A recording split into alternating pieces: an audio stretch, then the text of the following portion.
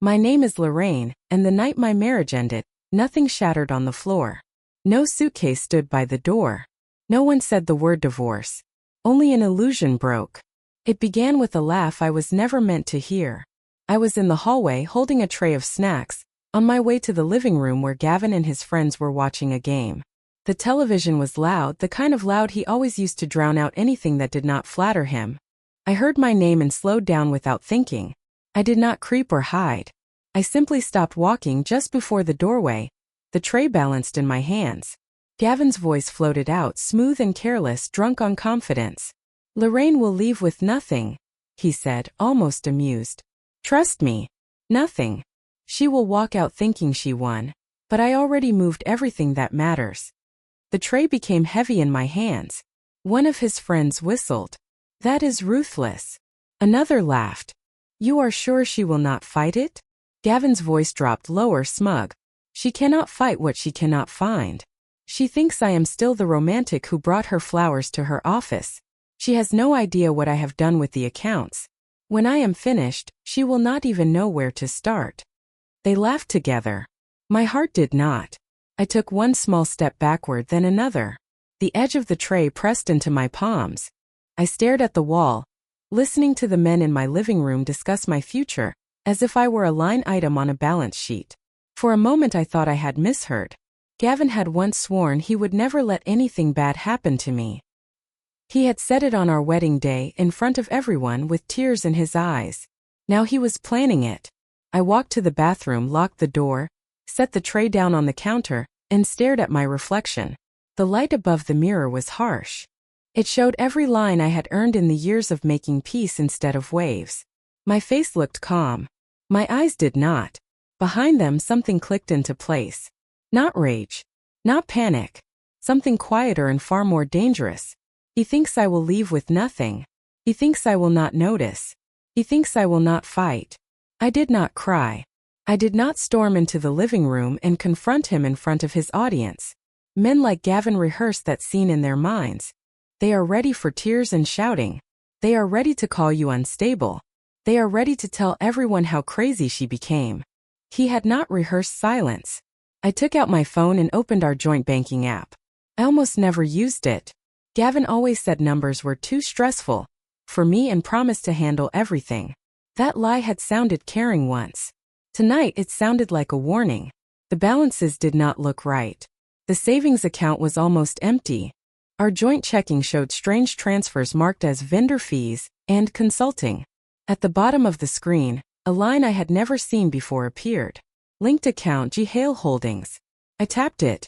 A message flashed. Access denied. User not authorized. I stared at the words until they blurred. Then I steadied my hand and took screenshots. Every page. Every number. Every label. I scrolled back through months. The pattern became clear. Small transfers at first. Then larger. Always on days when he told me some bill had been higher than usual. By the time the game ended and the house went quiet, I had created a new email account Gavin did not know about. I sent the images there. I backed them up on a small drive I usually used for work documents, the one he never touched because spreadsheets bored him. When Gavin finally came upstairs, he smelled like beer and easy victory. "Hey," he said, leaning in to kiss my cheek. "You okay? You disappeared." "I had a headache," I answered. My voice sounded steady even to me. "Sorry, babe," he said lightly. "You know you do not have to worry about anything. I will always take care of you." He smiled, waiting for the familiar gratitude. I smiled back, a soft shape that used to be real. "I know," I said. I let him believe he still owned that sentence. After he fell asleep, I lay awake staring at the ceiling. The fan hummed above us. His breathing was deep and careless beside me. I replayed his words. She will leave with nothing. He had already decided the ending. That night I made a quiet decision of my own, under the same roof in the same bed, with the same man who thought I could not hear him plotting. If Gavin truly believed I would walk away empty-handed, I would leave him with something he never expected. I would leave with proof. And I would not raise my voice once. The next morning Gavin kissed my forehead, grabbed his briefcase, and told me he would be home late, big client meeting. His tone was smooth, practiced. The tone of a man who believed his story was airtight and his audience loyal. The door closed. His car pulled away. Silence settled over the kitchen like dust. I poured coffee I did not drink and walked straight to the cabinet above the fridge. That was where we kept important papers. Mortgage statements, tax returns, insurance policies. At least that was where we used to keep them. The box was there. The weight was not. I slid it onto the counter and opened it. Empty. No folders. No envelopes. No copies of anything that tied my life to this house. My heart did not race. It slowed, as if stepping aside to let my mind do its work. I checked the drawer in the hallway console. That was where we kept old utility bills and random paperwork. Also empty. I opened the file box in the bedroom closet where I used to store my pay stubs and old contracts from the job I left when Gavin insisted one income was simpler. Empty. He was not careless. He was cleaning. I stood in the center of our bedroom and looked around, seeing the space with new eyes. The nightstand on his side, full of books he never finished. The framed photo from our honeymoon. The small dent in the wall where he had once slammed a door too hard and then laughed it off, calling himself dramatic. He was rewriting our life on paper while leaving the props in place. I went to his home office. Gavin liked to say it was too boring for me, full of numbers and strategy. He said it with a smile that hid the message beneath. You do not belong here. I turned the handle. It was unlocked. The desk was neat. Neatly stacked contracts, his laptop, pens aligned in a row. Nothing with my name on it. No shared papers. No hint that I existed in this room beyond a framed wedding photo on the bookshelf, strategically placed where visitors could see it and admire his devotion. Then I noticed the small safe under the window. We had bought it together. He had promised we would both know the combination. He never actually told me. He did not need to. Gavin always reused numbers that fed his ego. His birth date. The year he got his first big promotion. The day he bought his sports car. He repeated those dates like blessings. I tried his birth month, birthday, and birth year in order. Denied. I tried the year of his first promotion. Denied. I closed my eyes and thought of the one thing he loved more than his image. His college basketball team. The one that won a regional championship. The year was printed on every old shirt he refused to throw away, every framed photo in his childhood bedroom, every story he told at parties. I typed that year. The safe opened. Inside lay the missing life I had been looking for. Thick envelopes from the bank. A refinance packet for our home with my signature neatly forged. The strokes just a little too careful. A transfer authorization to move money from our joint savings into an account named Hale Strategic Investments. A draft of a revised will that made Gavin the sole beneficiary of anything connected to my family's cottage, even though my parents had left it to me alone. On top of the stack sat a letter from a law firm. Short, clinical, confident. Once the assets are fully transferred, she will have limited legal grounds to contest. Encourage her to agree verbally to an amicable separation. Do not disclose account restructuring until final. My fingers tightened on the page. I remembered the night 2 months ago when he had shown up with flowers and said he wanted to reset. He had taken me to dinner, ordered dessert, toasted to our future. The same week this letter was dated. He was not drifting away from me. He was dismantling me on paper. I photographed every document with slow, deliberate care. Front and back. Page numbers. Signatures. Dates. I sent them to the private email account and saved them to the drive. As I closed the safe, I put everything back exactly as I had found it. People like Gavin trust the illusion of their own genius. If nothing looks disturbed, they continue to underestimate everyone around them. Back in the kitchen, my phone buzzed. A text from Gavin. Pizza tonight? I feel like celebrating. Celebrating what? My hand hovered over the keyboard. Sure, I wrote. Sounds nice. Then I scrolled through my contacts and called the one person who had never once told me I was overreacting. My Aunt Denise answered on the second ring. Lorraine? Is everything all right? Her voice carried the kind of concern that comes from experience, not politeness. No, I said. But I think it will be. There was a pause. Tell me what happened. He is moving money, I said. He thinks I do not know. I have proof. Silence. Then her tone changed, years of work as a paralegal rising to the surface. Bring everything, she said. Today. We start now. I looked around the kitchen one more time. The house Gavin believed he controlled. The life he believed he had already rearranged. On my way, I said. I picked up the drive, my keys, and my quiet decision. Aunt Denise's kitchen always smelled like coffee and paper. Not the sweet paper of wrapped gifts, but the dry, serious paper of filings and forms and lives caught in legal storms. She cleared a space on the table and gestured. Show me. I spread my printed screenshots and photos across the table. Bank balances. Transfer logs. The refinance packet with the crooked version of my name. The letter from the law firm that spoke about me as if I were a small problem to manage.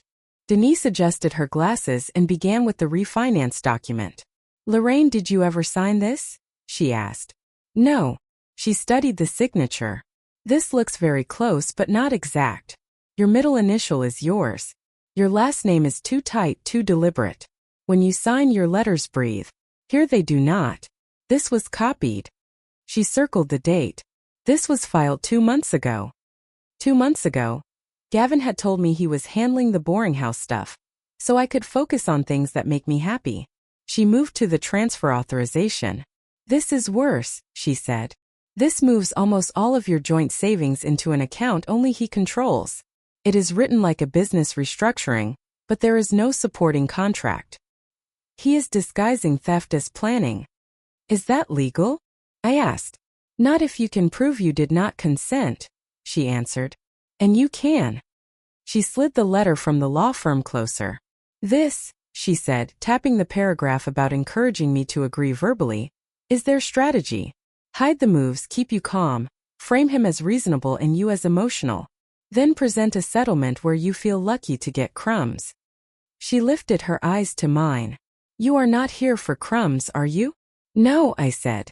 My voice was quiet but solid. I am here for what is mine. Good, she replied. Then we treat this the way it deserves to be treated. For the rest of the afternoon we went through every account I could access. The joint checking, the small emergency fund I had opened before we married and then merged at his suggestion, the modest investment account that was supposed to be for our future. Patterns emerged. Transfers on days when he told me his card had been declined by mistake. Withdrawals in amounts just low enough to avoid automatic alerts. Payments to Hale Strategic, a company I had never heard of that shared his initials and his arrogance. Denise wrote dates on a yellow pad, linking them to moments I barely remembered until she said them out loud. The day he snapped at you in my kitchen, she said. He told you that you questioned every purchase and made him feel like a child. That was the same day as this transfer. Another date. The week envelopes stopped arriving in your mailbox, she noted. The bank statements went digital. Did you agree to that? No, I said. Then he switched them, she replied. Control of information is control of power. By early evening we had a timeline. Not a vague feeling. A clear dated record of his choices. Now we need confirmation, she said. We need someone outside the family to say what you already know. A banker? I asked. A banker, she said. An accountant if we can. And a lawyer who does not scare easily. She picked up her phone and dialed a number she clearly knew well. Ethan, it is Denise, she said when he answered. I have a niece who needs your help. Her husband has been moving assets without consent. No, this is not a suspicion. We have documents. You will want to see them. She listened, nodded, and hung up. He will see you in the morning, she said. Bring everything. I looked at the neat stack of papers on the table. This was my life reduced to lines and signatures. For the first time I did not feel small beside them. I felt aligned with them. As I drove home the sky was already dark. Streetlights reflected off the windshield. I recognized the outline of my house as I pulled into the driveway, but it no longer felt quite like the place I belonged to. Felt like a stage. Gavin was on the couch scrolling through his phone. He smiled when he saw me. There you are, he said. I was starting to worry. You were starting to wonder how much I know, I thought. Denise kept me late, I said. We were talking about her garden and her knees. He laughed, relieved by the familiar small talk. You and those quiet hobbies. You are too soft for all the stress in the world. You are lucky you have me." He had no idea that the woman standing in front of him was not the one he thought he had trained into silence. That night, after he fell asleep, I opened my notebook and wrote in clear letters. Evidence. Dates. Witnesses. At the bottom of the page I added one more line. He told his friends I would leave with nothing. He will watch me leave with everything he is not expecting. The next morning I walked into attorney Ethan Clark's office carrying a plain black folder, and a decision I had never thought I would have to make. The reception area was quiet. No television. No music. Just the soft shuffle of papers and the low murmur of distant voices. It felt like a place where noise came second and truth came first. Ethan was older than I expected, with kind eyes that did not hide how sharp his mind was. He stood when I entered and shook my hand firmly. "Lorraine," he said. "Denise told me this is serious." "It is," I answered. "Good," he replied. "Then we will treat it as serious." We sat. I opened the folder and slid the documents toward him. Bank screenshots. Photos of the safe contents. The forged refinance. The transfer authorization. The letter from the law firm that spoke about me as if I were a problem to be softened. He took his time reading each page without rushing. He underlined dates. Circled amounts. Wrote small notes in the margin. The silence between us was not empty. It was working. When he finished, he leaned back and steepled his fingers. "This is not a misunderstanding," he said calmly. "This is a calculated attempt to strip you of marital assets and secure property behind your back, while preserving a pleasant public image. So I am not overreacting," I said softly. He shook his head once firmly. "You are underreacting," he said. "But that can be useful." He pointed to the refinance. "Here he increases shared debt while secretly taking cash out and hiding it. Here he moves your savings. Here he prepares to make you feel guilty for abandoning him after he claims to have carried all the weight." He tapped the letter from the law firm. "They are counting on you arriving in their office exhausted and confused. That is when people sign anything just to stop the noise." "Not this time," I said. "Exactly," he answered. "We are going to use his assumptions against him." He opened a drawer and took out a set of forms. "First," he said, "we quietly secure official copies of everything from the banks. Screenshots are a good start. Bank statements are better. Second, we place a conditional hold on any account tied to your name until we sort this. Third, we build a clear narrative with your evidence for the court." "Will he know?" I asked. "Not at first," Ethan said. "We will move carefully. If we move too loudly, he will shift more money and erase more tracks. If we move quietly, he will keep leaving prints." The word prints felt like justice forming. He slid a form toward me. "This authorizes me to request records on your behalf. I need you to sign here slowly so we can compare this to the forged signature later." I signed. Watching my own hand write my name felt different now. This was not just a habit. It was a weapon. "Next," Ethan said, "I want you to keep behaving exactly as you have been. Do not confront him. Do not mention accounts. Do not change your schedule in any obvious way.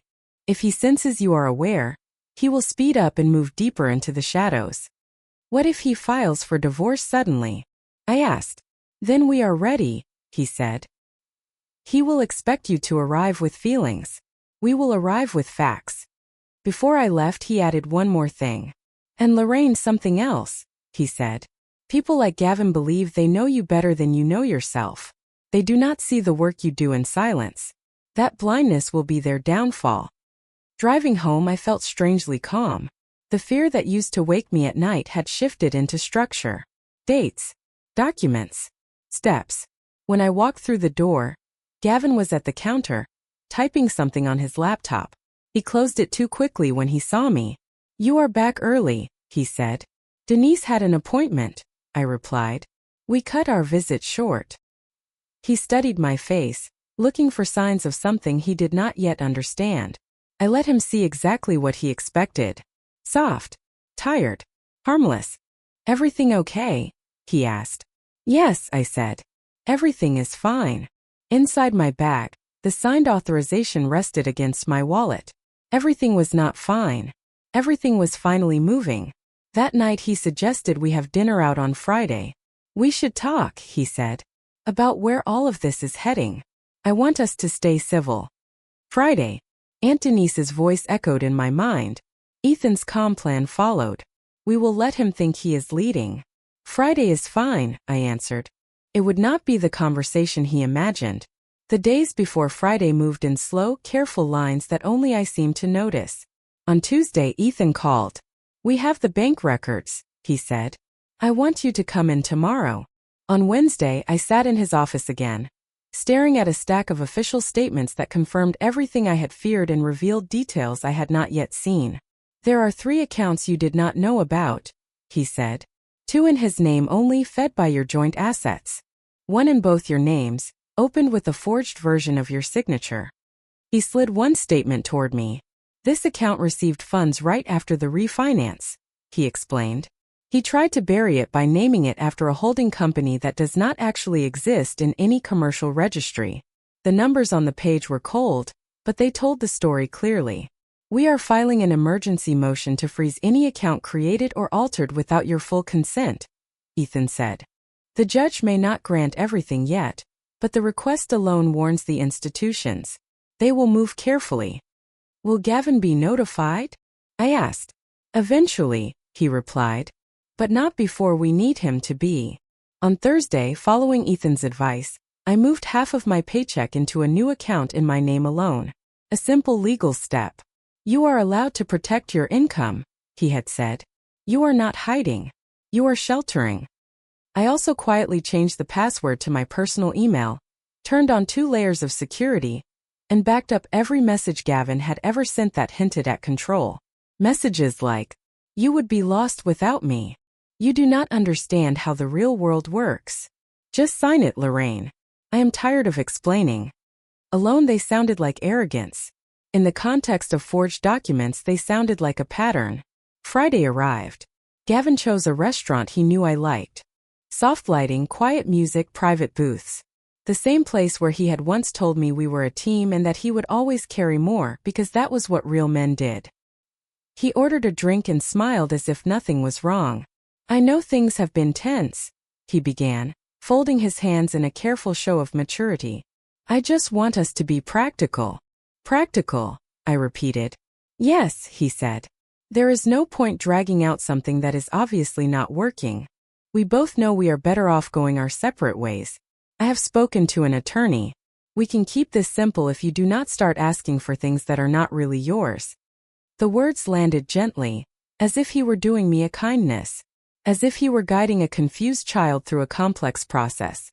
"What is not really mine?" I asked. He shrugged. "The house, most of the savings, the investments. I paid for almost everything. You know that. You worked part-time. You were stressed. I took the burden. You cannot suddenly claim what you did not manage." He rewrote years of my contribution in one paragraph. I thought of the second job I had taken for a year so we could put more down on the house. The nights I stayed late at work to help him when his business was slow. The inheritance from my parents that I had put toward the mortgage because he said it made more sense than letting it sit. "I know what I did," I said. My voice stayed calm. He laughed softly. "Lorraine, do not make this hard. If you stay reasonable, we can handle it without any drama, and you can walk away with enough to start over. I am not a monster." Enough. The word tasted like dust. He looked at me as if he expected gratitude, as if I would say thank you for the crumbs he was willing to sweep my way while he pocketed the rest. Instead, I asked, "Did your attorney tell you to move the money before this talk or after?" For a split second, something flickered in his eyes. Then his expression smoothed. "What are you talking about?" he said lightly. "You are being paranoid." I let the silence stretch. Then I smiled, a small, almost apologetic smile. "If you say everything is fair, I am sure it is," I said. "I just want everything written down. That way there is no confusion later." He relaxed. "Of course. That is what I want too. No confusion." He leaned back satisfied. In his mind, he had successfully steered the conversation. He believed I was walking into the script he had prepared. He did not know that earlier that day, Ethan had already filed on my behalf. As we left the restaurant, my phone buzzed in my bag. A message from Ethan. Motion accepted for review. Hearing scheduled for next week. He will be served on Monday. I slipped the phone back into my purse. Gavin opened the car door for me. You will see, he said. One day you will thank me for keeping this clean. One day I thought you will understand what clean actually looks like. Monday morning arrived with a knock on the door that changed the air in the house. I was in the kitchen making coffee when Gavin called out from the hallway. Lorraine, did you order something? I wiped my hands on a towel and stepped into the hall. A process server stood on the porch with a neutral expression. He held a thick envelope. Gavin Hale? He asked. Yes, Gavin said. The man handed him the envelope. You have been served. Gavin frowned, tore it open and began to read. His eyes moved quickly at first, then slowed. The color drained from his face. He looked up at me. What is this? He demanded. I held his gaze. It looks like a court date. You filed against me? His voice rose. You? Yes, I said. I did. He laughed once, a harsh, disbelieving sound. For what? For being the only responsible one in this marriage? For handling finances you begged me to manage? For moving money without my consent, I said. For forging my name. For planning to leave me with nothing and telling your friends about it. His jaw clenched. You do not know what you are talking about. I know more than you think, I replied. He looked back at the papers, flipping through them faster now. He reached the exhibits. Screenshots. Statements. Copies of the forged documents. The letter from his law firm. He paled. This is ridiculous, he said. You do not have real proof. I have enough for a judge to take it seriously, I said. And enough for the bank to freeze what you tried to hide. He stepped closer, his voice dropping. Who told you to do this? Denise? She always hated me. She warned me, I corrected. You convinced me not to listen. He stared at me, calculation moving behind his eyes like a storm cloud. You are making a mistake, he said quietly. If you do not withdraw this, I will make sure everyone believes you are unstable. I will tell them you are trying to destroy me out of spite. You know how persuasive I can be. I know, I said. That is why I brought documents instead of opinions. The hearing was set for Friday. 5 days. Those days felt like the slow lift of a roller coaster before the drop. On Tuesday, Ethan and I reviewed everything once more. He may try to move more funds before the freeze fully takes hold, Ethan warned. The banks received notice, but some processes lag. We will watch closely. On Wednesday, we received an unexpected call from a financial crimes investigator. The bank flagged one of Mr. Hale's recent transfers as suspicious, he said. Someone attempted to move a large amount into an overseas account shortly after your motion was filed. We need to know if you authorized this. I did not, I answered. We will send documentation to the court, he said. This could influence the judge's view of his intent. On Thursday night, Gavin paced the living room like a man in a shrinking cage. You could have talked to me, he said. You could have kept this between us. I tried to talk for years, I replied. You called it nagging. You called it stress. You told me to let you handle it. He stopped and looked at me, something softer fighting to the surface and failing to win. You will regret this, he whispered. Maybe I would regret ever ignoring my own instincts. I knew I would not regret defending myself. Friday morning, I dressed in simple dark slacks and a white blouse. No bright colors. No sharp accessories. Just clarity. Before I left, I stood in the doorway of the house we had chosen together. Once it had felt like a promise. Today it felt like a stage that had already seen its last performance. He told his friends I would leave with nothing. By the end of the day, that sentence would no longer belong to him. The courthouse hallway smelled of old stone and paper. People moved in hushed lines, each carrying their own private disaster in manila folders and stiff shoulders. I held my folder too, but my disaster no longer felt private. It felt ready. Ethan met me outside the hearing room. Remember, he said, you do not have to perform. You simply tell the truth. The documents will speak louder than any speech. We stepped inside. Gavin sat at the opposite table with his attorney, A sharp-featured man who looked impatient even before we began.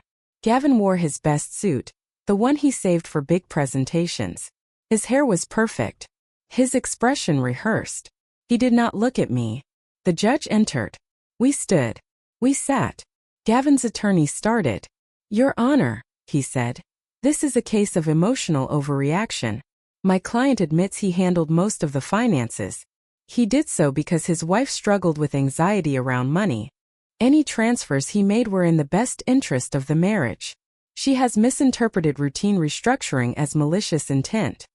He used words like anxious, overwhelmed, fragile. He painted a picture of a woman who could not read a statement without crying, and could not make a decision without breaking.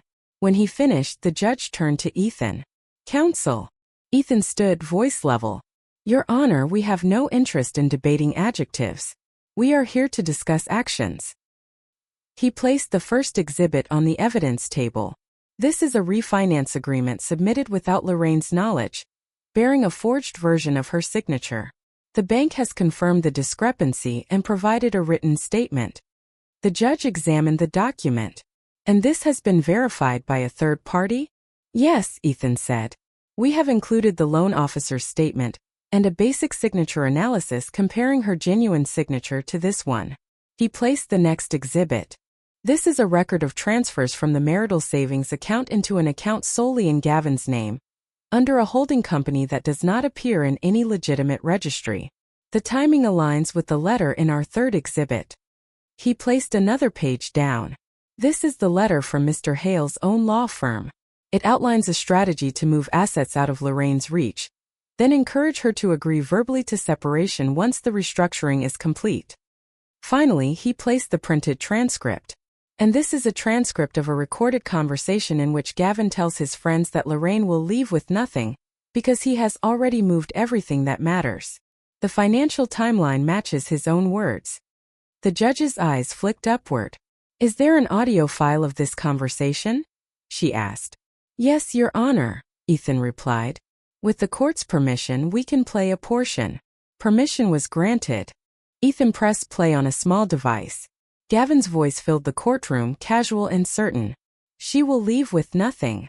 She will walk out thinking she won. But I already moved everything that matters." Silence followed. Heavy. Decisive. The judge turned back to Gavin. "Do you deny making these statements?"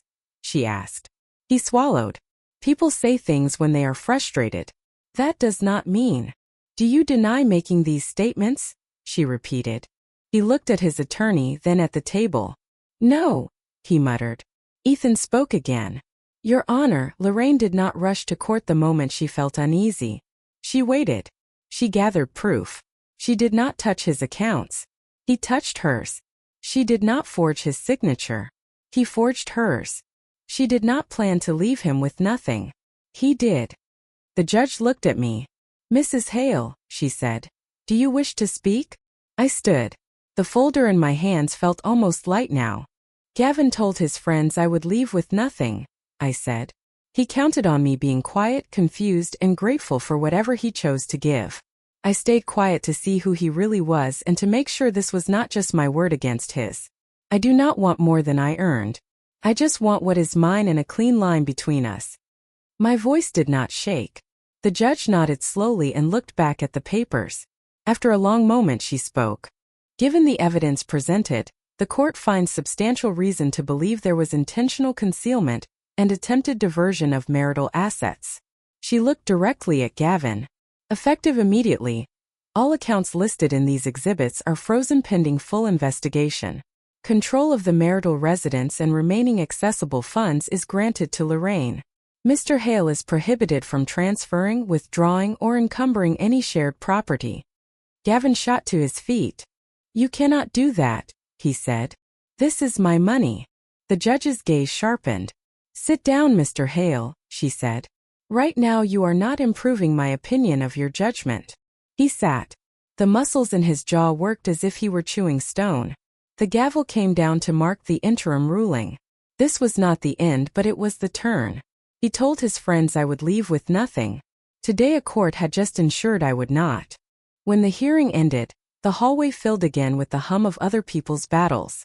I stepped aside, pressing my back lightly against the cool wall, letting my breath catch up with my body. Gavin followed, his steps sharp against the tile. "Lorraine," he said. "We need to talk." Ethan touched my arm. "You do not have to." "I know," I said. I turned to face Gavin. His careful charm was gone. His eyes were wide with a mix of anger, fear, and something like disbelief that his plan had not bent the world to his will. "You had no right to do this," he said. "You made me look like a criminal." "You forged my name," I replied. "You moved money behind my back. You bragged about destroying me. You did that yourself." He stepped closer, lowering his voice. "You really think you won? You have no idea how many people will take my side. I will tell them you are vindictive. I will tell them you always were." "Maybe," I said. "But the numbers will not." He let out a harsh breath. "Numbers mean nothing without context." "Fortunately," I answered, "we brought both." For a moment something like regret crossed his face. Or maybe it was only panic at losing control. "We could have fixed this privately," he said. "You chose war." "No," I answered. "You chose war when you decided I did not deserve what I helped build. I chose proof." He looked past me at Ethan. "You think this freeze will last?" he said. "I will find a way around it." Ethan stepped forward, voice calm but firm. "If you try, Mr. Hale," he said, "you will not just be a man in a divorce case. You will be a man in a criminal one. I would advise you to sit with that reality." Gavin's jaw tightened. For the first time, he looked less like a strategist and more like someone standing in the middle of his own trap. His phone buzzed. He glanced at it. The color drained from his face. "What is it?" I asked. He did not answer, but I could guess. The banks had begun to call. We left the building through separate doors. Outside, the air felt lighter. The sky looked the same, but something inside me no longer matched the small, shrinking woman he had counted on. By the time I reached home, there were 3 new messages on my phone. One from the investigator. "We have opened a formal review of Mr. Hale's accounts. We may need your testimony." One from Gavin's mother. "I did not know. Please believe that. I am so sorry for what he did to you." One from an unknown number. "You were quieter than he expected. That is why you won today. Do not lose that." I sat at the kitchen table and let the quiet settle around me. The same table where I had once sat counting coins for groceries while Gavin joked about being the only adult. This was not a cinematic explosion. No one clapped. No triumphant music played. Revenge in real life does not arrive as a single dramatic moment. It arrives as a series of careful choices. Tonight, my revenge looked like a court order, a frozen account, and a man finally unable to move in the shadows. He told his friends I would leave with nothing. Now he was the one standing over empty air, feeling the ground he had stolen slip out from under him. The next morning, sunlight streamed through the kitchen window as if it had always done exactly that. On all the mornings when I sat here crying quietly so no one would hear. The difference was not the light. The difference was me. I made coffee and opened my laptop. An email from Ethan sat at the top of my inbox. "The temporary orders are in effect," he wrote. "The house is under your control. He cannot enter without permission. The accounts listed are officially frozen. We will now begin negotiating permanent division strongly in your favor." He added a line that made my throat tighten. "He underestimated you. The judge did not." I closed my eyes and let those words sink into the deepest part of me. The part that had once believed I was always one step away from losing everything because someone else said so. Around mid-morning, the doorbell rang. I checked the peephole. It was Gavin's mother. I hesitated, then opened the door halfway and stepped onto the porch, closing it gently behind me. The boundary was clear. Her eyes were red. She clutched her purse like it was the only steady thing left. "Lorraine," she said softly, "may I speak to you?" I nodded once. She took a breath. "I did not know what he was doing. He told us you were unstable, that you spent money without thinking, that he had to protect himself. I believed him. I am so ashamed." She looked smaller than I had ever seen her, as if some of his certainty had always held her upright too. "He told his friends I would leave with nothing," I said. "He set out to make that true." She closed her eyes. He is my son. I love him. But what he did to you is not love. I did not have space left in me to comfort her. That had been my role for too long. I hope he learns from this, I said. I hope you all do. She nodded, tears slipping down her cheeks. If you need anything, she whispered. I know I do not have the right to offer, but I will be fine, I said. For the first time in a long time, I believe that. She seemed to understand. She turned and walked back to her car. When she left, the silence on the porch did not feel empty. It felt clean. Inside, I began gathering my own things. Not out of panic, but out of intention. Family photos I wanted to keep. The quilt my grandmother made. The box of letters from my parents. The notebooks where I had poured doubts I would no longer ignore. By afternoon, Ethan called again. Gavin's attorney has reached out, he said. They are eager to settle. The freeze and the investigation frightened them. Good, I answered. It was supposed to. He is offering you far more than he intended, Ethan continued. The house, your full share of the savings, compensation for the refinance attempt, and a significant portion of his retirement account. They want to avoid criminal exposure. The number he named was higher than anything I had dared to imagine when I first stood in the hallway with a tray of snacks and heard that laugh. He told his friends I would leave with nothing, I said quietly. And now? Ethan asked. Now, I replied. I will leave with what I earned and something he never expected. What is that? He asked. Myself, I said. He was silent for a moment.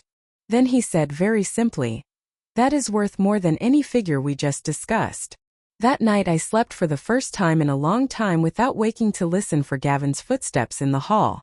The house still carried faint echoes of him, but they were fading, replaced by something steadier. My own breathing.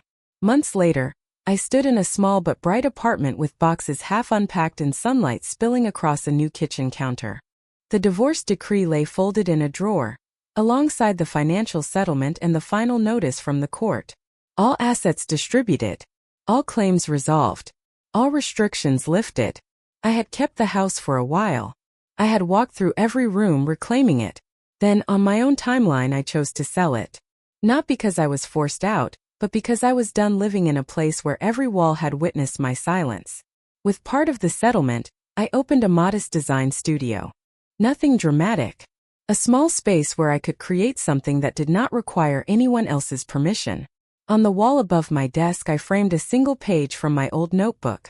Do not let someone else write your ending. Gavin did not vanish. Men like him rarely do. I still heard his name sometimes through distant connections. I knew he told people I had overreacted and ruined everything. Let him talk. Words without proof are just noise. I had lived inside his noise for too long. Now I chose something else. Quiet. A calm claimed quiet. Sometimes, late in the day, a client would share a story about a partner who handled all the money, or a family member who always kept them out of the stressful details. I would feel a familiar chill and a familiar fire at the same time. If you are listening to my story now, maybe you have heard similar laughs in another room. Maybe someone you trusted has told others you will leave with nothing, that you are too soft to fight, that you do not understand how the real world works. If that is you, hear this. Silence is not weakness. Silence is where you prepare. You do not have to scream to be strong. You do not have to break things to break a pattern. Collect your papers. Write down dates. Save messages. Speak to people who know the law better than the liar does. Let them underestimate you. Let them mistake your calm for surrender. And then, when the time is right, walk into the room they never expected you to enter with everything they thought you would never have. The truth. The proof. And a future with your name on it. My name is Lorraine. He told his friends I would leave with nothing. I left with everything I earned, everything he was not expecting, and one thing he can never touch again. The version of me who believed his story more than my own.